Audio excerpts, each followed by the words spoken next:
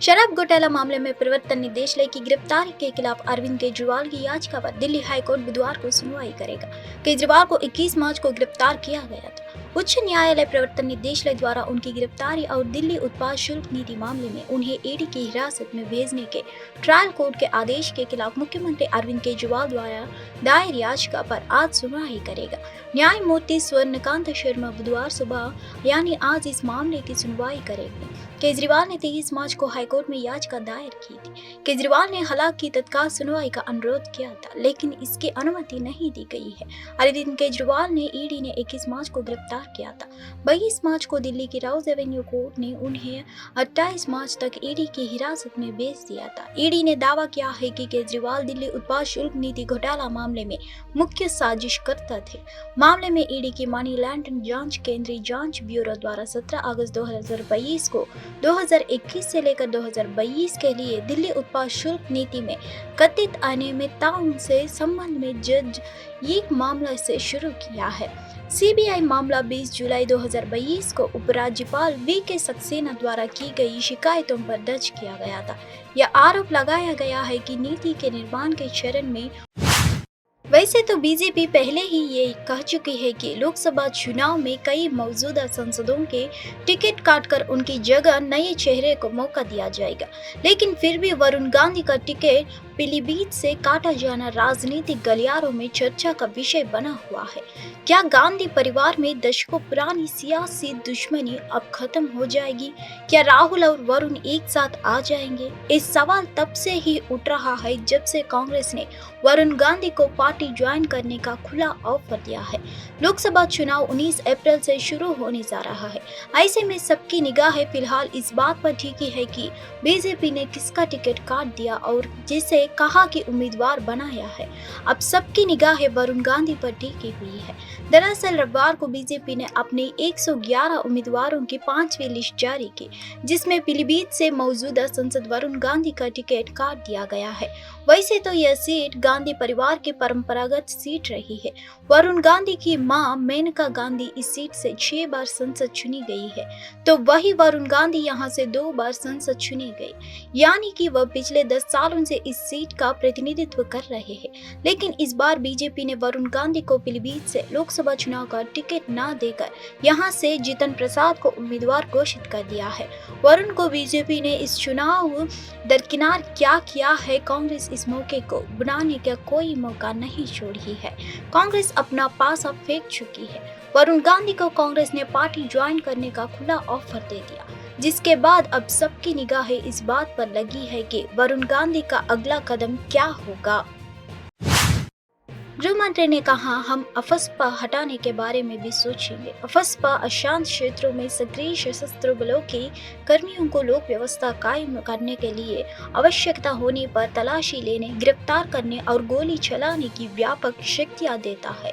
केंद्रीय गृह मंत्री अमित शाह ने मंगलवार को कहा कि केंद्र सरकार जम्मू कश्मीर से सशस्त्र बल अधिनियम वापस लेने पर विचार करेगी। शाह ने जेके मीडिया ग्रुप के साथ एक साक्षात्कार में यह भी कहा कि सरकार की योजना केंद्र शासित प्रदेश में सैनिकों को वापस बुलाने और कानून व्यवस्था को अकेले जम्मू कश्मीर पुलिस पर छोड़ने की है।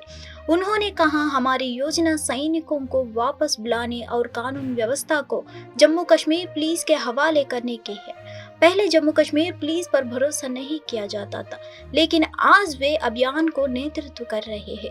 विवादास्पद अफस्पा पर गृह मंत्री ने कहा, हम अफस्पा हटाने के बारे में भी सोचेंगे।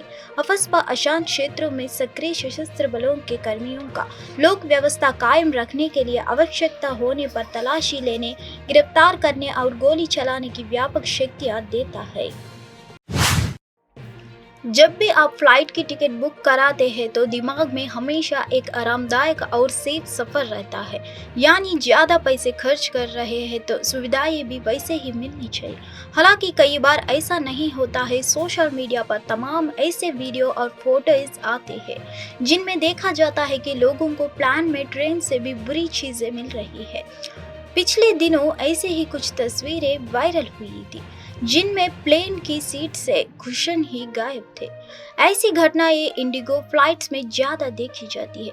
अब ऐसे ही एक और मामला सामने आया है, जिसमें एक महिला ने दावा किया है कि उसका लगेज फ्लाइट में डैमेज हो गया। सोशल मीडिया प्लेटफॉर्म एक्स पर महिला ने इंडिगो को टैग करते हुए बताया कि उनके एक बैग को फ्लाइट में चढ़ाने या उतारने के दौरान डैमेज किया गया है।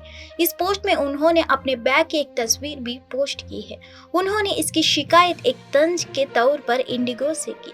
महिला ने लिखा, डियर इंडिगो, मेरे सामान की देखभाल करने के लिए आपका धन्यवाद। इस पोस्ट के बाद सोशल मीडिया पर इंडिगो एक बार फिर चर्चा में आ गया है।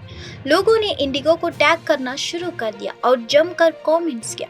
यही वजह रही है कि इंडिगो को इस पर सफाई देनी पड़ गई है। जेल में गैंगस्टर से नेता बने मुख्तार अंसारी के स्वस्थ स्थिति पर बात करते हुए उनके भाई अफजल अंसारी ने कहा कि उन्होंने उनसे 5 मिनट की मुलाकात की और आरोप लगाया कि उन्हें खाने में कोई जहरीला पदार्थ मिलाकर दिया गया है। उन्होंने आगे कहा, आपको मेडिकल बुलेटिन मिला गया है, इसमें उनकी स्थिति स्पष्ट कर दी गई है। मेडिकल कॉलेज ने एक टीम बनाई है और उसका इलाज चल रहा है। वह आईसीयू में है। मैं उनसे 5 मिनट के लिए मिला है। वह सचेत है। उसने मुझे बताया कि उसे खाने में कोई जहरीला पदार्थ मिलाकर दिया गया है। ऐसा दूसरी बार हुआ है। वहाँ एक सर्जन और उसके 2 सहयोगी हैं और वे उसकी देखभाल कर रहे हैं। यदि वे उसे सही उपचार उपलब्ध कराने में असमर्थ है तो अभी भी समय रहते उन्हें रेफर कर देना चाहिए। मैंने उनसे इस बार में अनुरोध किया है। मीडिया को बताया गया है कि उनकी तबीयत रमजान के कारण बिगड़ी है। अधिक खाना इसका एक कारण हो सकता है, लेकिन उपवास नहीं। मुझे लगता है कि अगर डॉक्टर इलाज करने में स्वतंत्र है तो वह अपने कर्तव्य का पालन करेगा। तो स्पष्ट किया है जी। मेडिकल कॉलेज ने टीम बना दी है और इलाज चल रहा है। आईसीयू में भर्ती हैं और मुलाकात का मौका मिला 5 मिनट। कैसी स्थिति है? होश में है, होश में है अपने, और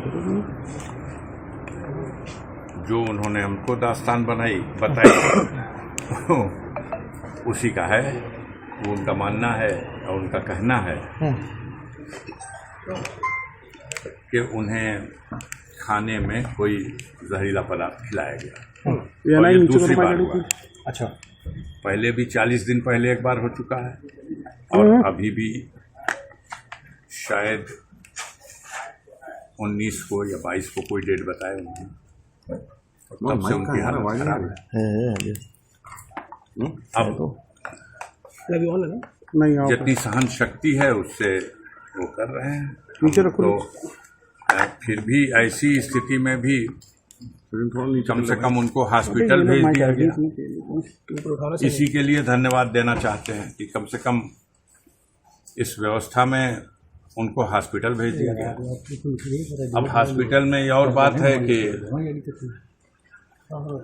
कोई, आप ज्यादा जानते होंगे बांदा के हो, कौन है, एक सर्जन है। दिन के उजाले में बाल्टीमोर में एक पुल को बड़ी क्षति का पता चला है, जो मंगलवार की सुबह एक कंटेनर जहाज के टकराने के बाद ढह गया, जिससे कारें और लोग नीचे नदी में गिर गए।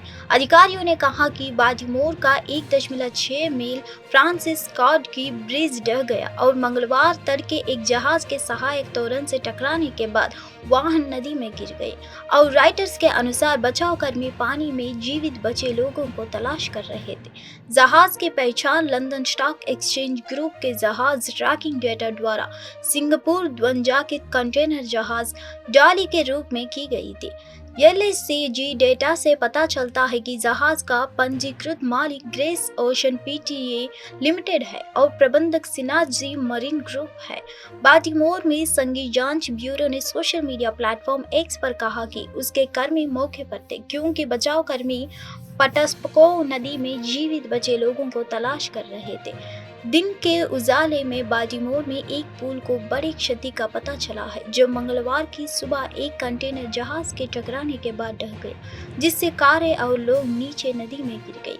अधिकारियों ने कहा कि बाजीमोर में 1.6 मील फ्रांसिस स्कॉट की ब्रिज ढह गया और मंगलवार तड़के एक जहाज के सहायक तोरन से टकराने के बाद वाहन नदी में गिर गया और राइटर्स के अनुसार बचावकर्मी पानी में जीवित बचे लोगों की तलाश कर रहे थे।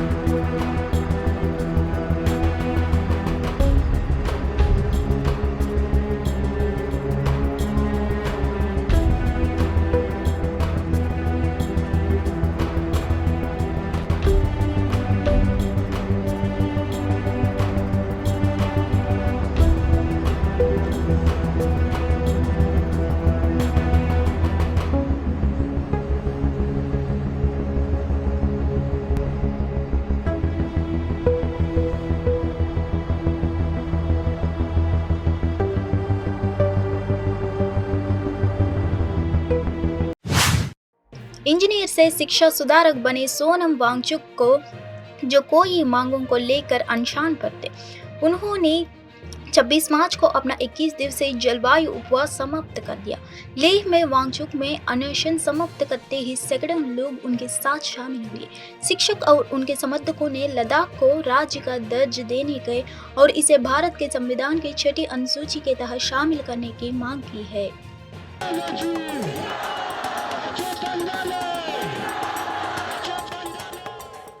साथियों, आज पहला चरण जो अनशन का है 21 दिन का, उसका अंत है, मगर ये सिलसिला, ये आंदोलन का अंत नहीं है, एक नई शुरुआत है। कल से ही नए सिलसिले शुरू होंगे, महिलाओं का अनशन शुरू होगा।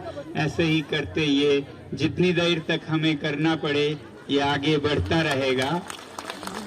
इसमें मैं जो यहाँ पर आज 7-10 हज़ार लोग जमा हुए हैं, उनका तो धन्यवाद करता ही हूँ, और जो पिछले 20-21 दिन में 40,000 के करीब लोग हमसे जुड़े हर दिन, और उससे पहले 30,000 लोग।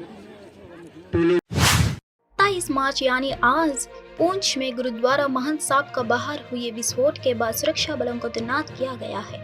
विस्फोट 26 मार्च को हुआ था। अधिक जानकारी की प्रतीक्षा है।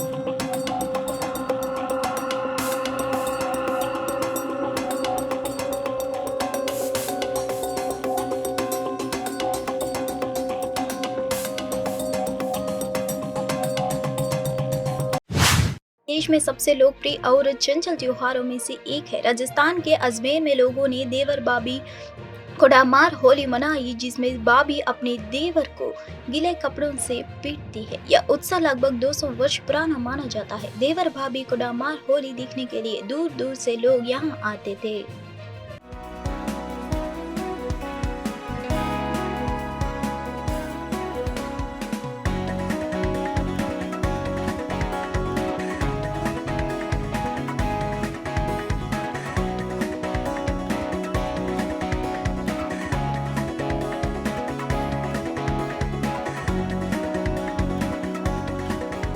ये देवर भाभी की कोडामोल होली होती है।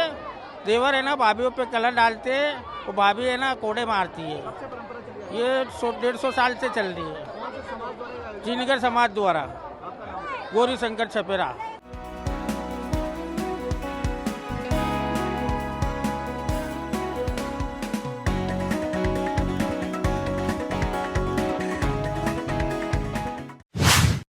ईडी के अनुसार जिन ठिकानों की तलाशी ली गई वे कंपनी के डायरेक्टर और पार्टनर संदीप गर्गा, विनोद कोलिया की संस्थाओं से भी जुड़ी है। इनमें Lakshmiton maritime, Hindustan international, Rajnandini metals limited, starward alliance Indian private limited, Bhagyanagar limited, Vinayak steels limited, Vashisht construction private limited शामिल है। विदेशी मुद्रा उल्लंघन मामले में ईडी ने Capro Korean shipping and logistics private limited और इसके निदेशकों विजय शुक्ला एवं संजय गोस्वामी के दिल्ली, हैदराबाद, मुंबई, कुरुक्षेत्र और कोलकाता स्थित ठिकानों पर छापे मारे। एजेंसी ने 2.54 करोड़ रुपए की नकदी बरामद की। इसका एक हिस्सा वॉशिंग मशीन से जब्त किया गया। आपत्तिजनक दस्तावेज और डिजिटल उपकरण की जब्त के साथ ईडी ने 47 बैंक खाते भी फ्रीज किए। ईडी के अनुसार जिन ठिकानों की तलाशी ली गई वे कंपनी के डायरेक्टर और पार्टनर संदीप गर्गा, विनोद कोलिया की संस्थाओं से भी जुड़ी है। बाहर भेजे 1800 करोड़ जांच में पता चला कि ये संस्था सिंगापुर की गैलेक्सी शिपिंग एंड लॉजिस्टिक्स और होराइजन शिपिंग एंड लॉजिस्टिक्स की मदद से भारत के बाहर विदेशी मुद्रा भेजने और पेमा के उल्लंघन में शामिल है। इन संस्थाओं का प्रबंधन एंथनी डी सिल्वा की ओर से किया जाता है। चैना कंपनियों की मदद से सिंगापुर की संस्थाओं को 1800 करोड़ रुपए भेजे गए हैं।